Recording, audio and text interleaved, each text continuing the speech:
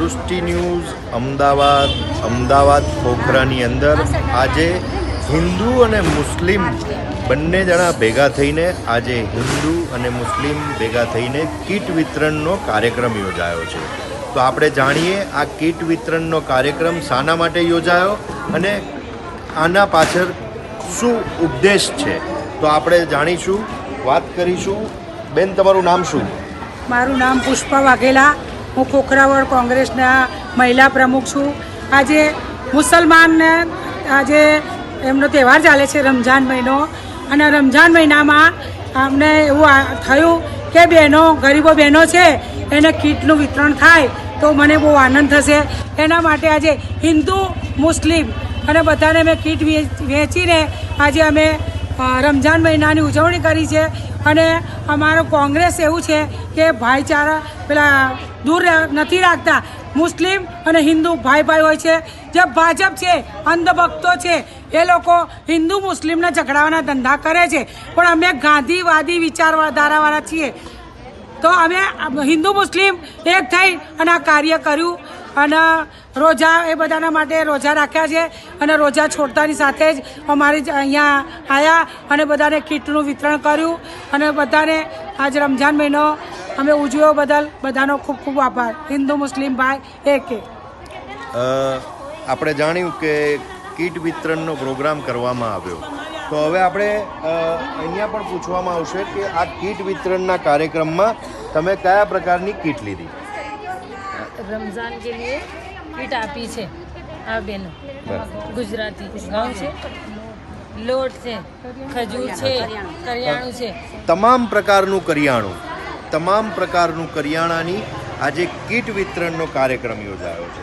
તો આપણે અહીંયા પણ જાણીશું કે કીટ વિતરણનો જે કાર્યક્રમ થયો એમાં તમે જરા કંઈક કહેશો.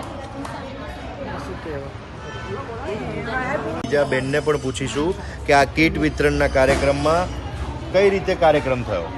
કાર્યક્રમ પુષ્પાબેન અમારા ખોખરાવડના પ્રમુખ છે, અને એ બેન કંઈ ભાજપ કોંગ્રેસના કોઈ કાર્યક્રમ માટે આ નથી ગોઠવ્યું, પણ એ હંમેશા દરેક વ્યક્તિને મદદ કરવા માટે તત્પર હોય છે.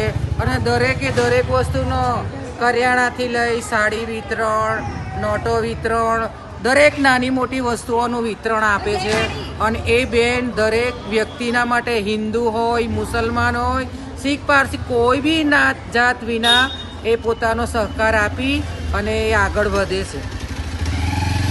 જાણીશું આપણે અહીંયા કે બીજા મિત્રો પણ છે, એમને પણ પૂછીશું કે આ કીટ વિતરણના કાર્યક્રમમાં તમે કયા પ્રકારની કીટનું વિતરણ કર્યું અને કઈ રીતે સહભાગી થયા. અહીંયા અમારા ખોખરાવડના મહિલા પ્રમુખ શ્રી પુષ્પાબેન વાઘેલાએ દર ફેરી કંઈ ના કંઈ કરતા હોય છે.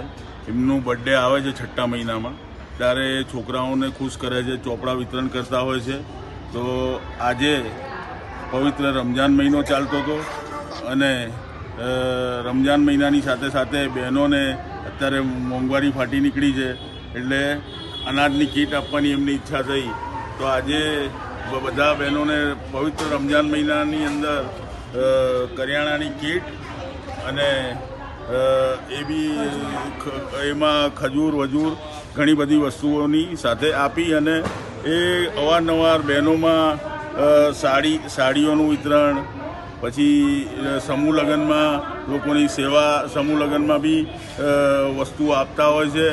અને સમાજની બહેનો આગળ આવે, સમાજમાં બહેનો પ્રગતિ કરે, બહેનોને કોઈ દુઃખ દર્દ હોય, બહેનોને કોઈ દવાખાનાની પ્રોબ્લેમ હોય, બહેનોને કંઈ પ્રવાસમાં લઈ જાય ફરવા માટે, હરવા ફરવા, ફ્રેશ થવા માટે. કેમ કે માનવીનું જીવ છે, એકધારું જીવન જીવતા કંટાળી જાય છે.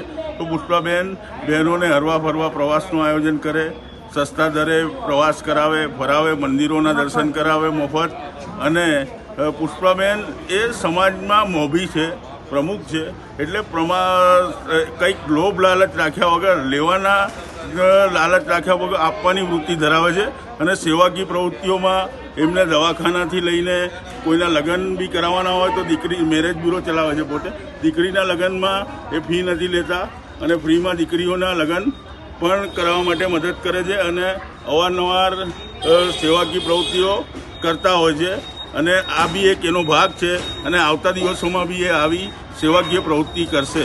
ખૂબ ખૂબ ખૂબ ખૂબ જોયું તમે ખોખરા વિસ્તારની અંદર આજે હિન્દુ મુસ્લિમ કોમ્યુનિટી ભેગી થઈને કીટ વિતરણનો કાર્યક્રમ થયો.